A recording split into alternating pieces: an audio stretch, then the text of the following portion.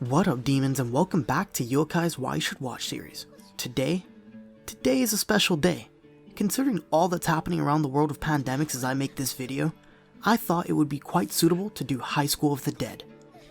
Now, whether you've seen this anime or not, I can almost guarantee most of you have heard of it throughout your weeb anime lifetime, and a lot of you guys out there that haven't given High School of the Dead a chance probably thought it was a fan service titty anime. To put it simply, well, no, it's not. But it kind of is, but it's not. High School of the Dead is a post-apocalyptic anime where the world has been overcome by flesh-eating zombies, where we spectate the survival events of a select high school roster. It happened suddenly. The dead began to rise and Japan was thrown into total chaos. As these monsters begin terrorizing a high school, Takashi Kimuro is forced to kill his best friend when he gets bitten and joins the ranks of the Walking Dead. Vowing to protect Rei Miyamoto, the girlfriend of the man he just executed, they narrowly escape their death trap of a school, only to be greeted with a society that has already fallen. High School of the Dead has an exceedingly developed story that drags you along with it, wanting to know what happens next. Pushing the boundaries by making you wonder if the person you spent so much time developing feelings for will perish to the zombie apocalypse. One thing that definitely stands out is the extreme use of harem cliches. Considering a lot of people are put off by the overused fan service content, if you can at least survive them in a comedic way, you'll begin to see almost how worthwhile this anime is watching. Some of the scenes are completely comedic on how they will flash anime titties in front of your face during a very climatic scene where you're panicking about whether they'll make it through or not.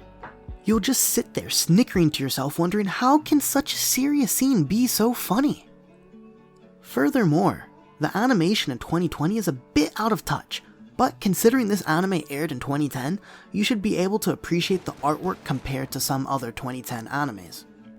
One of the biggest issues surrounding High School of the Dead is that it never got its deserved second season, which rampaged a lot of the community, wondering why not. It was successful in views, sales, hype, publicity, every shape or form. But this actually has a valid answer. Daisuke Sato is the writer of High School of the Dead.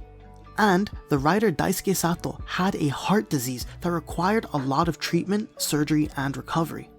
Furthermore, Japan had just had a major earthquake during the first season it aired, and Sato thought it would be quite inappropriate to continue an apocalyptic story whilst Japan was suffering what they thought could be the very end for them.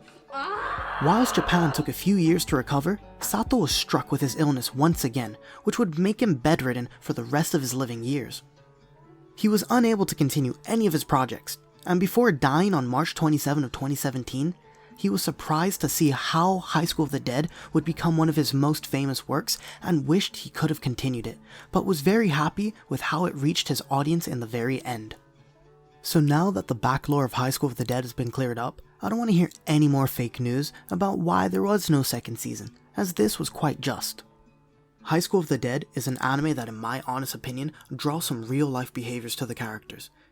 What I mean by this is a lot of people tend to say that they'll stick with you until the very end. And this anime copies those behaviors to then show you when shit hits the fan, betrayal is inevitable.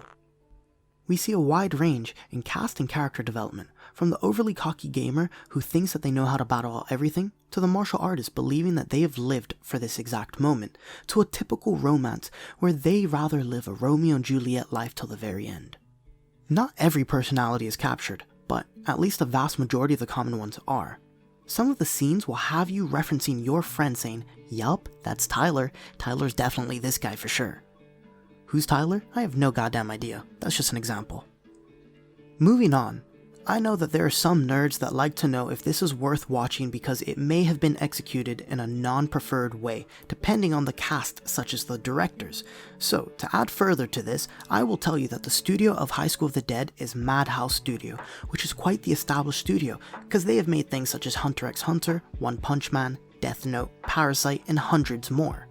But to top it off, for those that liked how Death Note played out to the manga, You will like how High School of the Dead is too, because Araki Tetsuro is back at it again, being a director in both High School of the Dead and Death Note, as well as others like Attack on Titan and many more too. And lastly, for those that like Japanese voice casts, here's a picture for those that you may recognize and like. That wraps up everything. Peace out, demons, and see you in the next round.